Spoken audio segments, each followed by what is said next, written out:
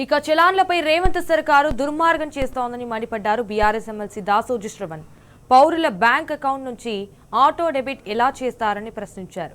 రేవంత్ రెడ్డికి కనీస రాజ్యాంగ స్ఫూర్తి ఉందా అని ధ్వజమెత్తారు. 2 ఏళ్ల కాంగ్రెస్ పాలనలో ప్రజలను బాగు చేసే ఒక్క మంచి పనైనా చేశావా అని ఎండగట్టారు. చలాన్లకు బ్యాంక్ అకౌంట్ లింక్ చేస్తామని రేవంత్ అంటున్నాడు.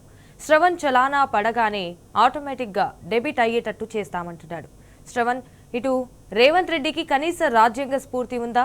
శ్రవణ్ సాధ్యాలపై రేవంత్ రెడ్డికి కనీస అవగాహన ఉందా? ముఖ్యమంత్రి గారు ఒక అధికారిక సమావేశంలో మాట్లాడుతూ ట్రాఫిక్ నిబంధనల ఉల్లంఘనకు పాల్పడి చలాన్లు గనక పోలీసులు వేసినట్టయితే ఆ చలాన్ల అమౌంట్ అంతా కూడా ఆటో డెబిట్ అంటే నేరుగా పౌరుల యొక్క బ్యాంక్ ఖాతాల నుండి పోలీసు వాళ్లే ఆటో డెబిట్ చేసుకునే విధంగా చర్యలు చేపడతాము అని చెప్పని ప్రకటించడం జరిగింది. నాకు ఒక్కోసారి అనిపిస్తుంది, రేవంత్ రెడ్డి గారు ఏమైనా అమాయకుడా, కనీస రాజ్యాంగ స్ఫూర్తి కానీ లేకపోతే సాధ్యాసాధ్యాలేంటి కనీస అవగాహన లేకుండా ఏది నోటికి పడితే అది వచ్చి మాట్లాడతాడా? అహంకారమా లేకపోతే అమాయకత్వమా అజ్ఞానమా? మొత్తానికి మాత్రం ఇష్టం వచ్చినట్టుగా మాట్లాడతాడు. చట్టాలపైన కనీస అవగాహన లేకుండా ఇష్టం వచ్చినట్టు మాట్లాడతాడు. నేను అడుగుతాను రేవంత్ రెడ్డి గారిని, నువ్వు ముఖ్యమంత్రి అయిన తర్వాత 2 ఏళ్ళు పూర్తయినాయి. ఈ 2 ఏళ్లలో ప్రజలను బాగు చేసే ఒక్క మంచి పనిని చేసినావా చెప్పు? నువ్వు ఒక్క చట్టబద్ధమైన రాజ్యాంగబద్ధమైన పని చేసినావా చెప్పు? గుండె మీద చేపెట్టుకొని రేవంత్ రెడ్డి గారు పండుగ ముందు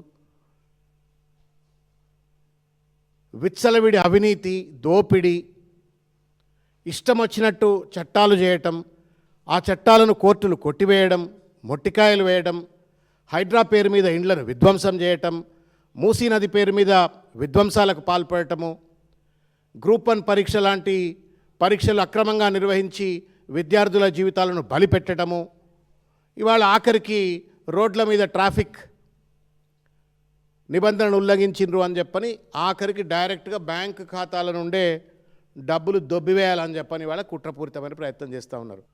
కానీ అవసరమైనటువంటి ఒక రీతిలో ప్రజలను చైతన్యపరచండి, ఎడ్యుకేట్ చేయండి.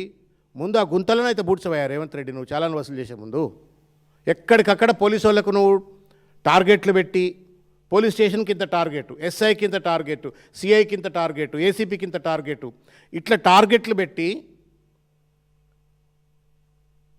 చలాన్లు వసూలు చేస్తూ ప్రభుత్వ ఖజానాన్ని నింపుకుంటూ విచ్చలవిడి దోపిడికి పాల్పడుతూ రోడ్ల మీద గుంతలు మాత్రం పూడ్చావు, పార్కింగ్కు స్పేసు కల్పించావు, ఏమాత్రం నియమ నిబంధనలు అప్రాప్రియేట్గా